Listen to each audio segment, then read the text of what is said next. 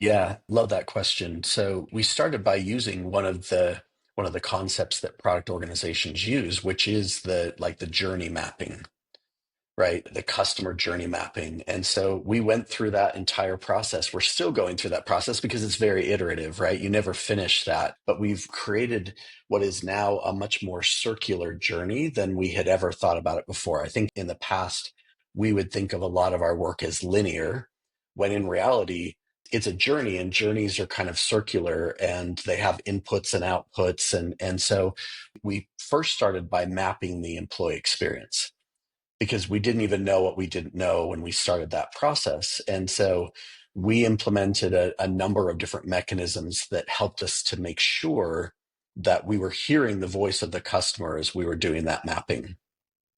And from there, we then, and none of this is like innovative in its own right, but like we recognize that we have these key milestones throughout the journey, right? You've got the attract, you've got the onboard, engage, develop, perform, exit, all of those pieces. And then you have a lot of touch points in between.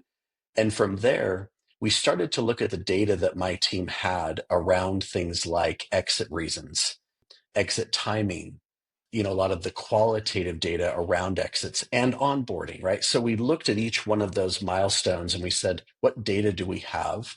What metrics are we tracking for each one of those things? And where do we feel like we have gaps? And what I'll say about Ancestry as a company, and I absolutely love Ancestry, we run a very lean ship. We're private equity backed, which means that we're never far away from like, what is the budget that we have to use here? And we recognized immediately that we would not have the resources nor the budget to hit every single moment across the employee experience or the employee journey.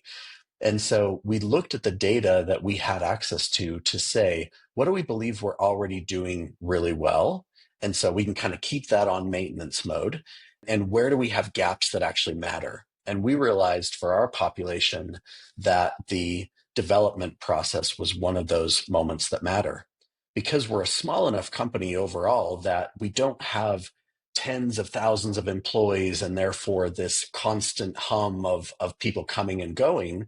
So the idea of being able to develop our people was even more critical because we couldn't just say, if you stay and perform for 3 months, you're going to get the next promotion or the next development opportunity. We had to be really mindful of what we could do to help our employees develop. So that was just one example of an area that we knew that we needed to focus on. So as part of that mapping process, we've then identified a roadmap of the areas within the employee experience that we're going to put our priorities against.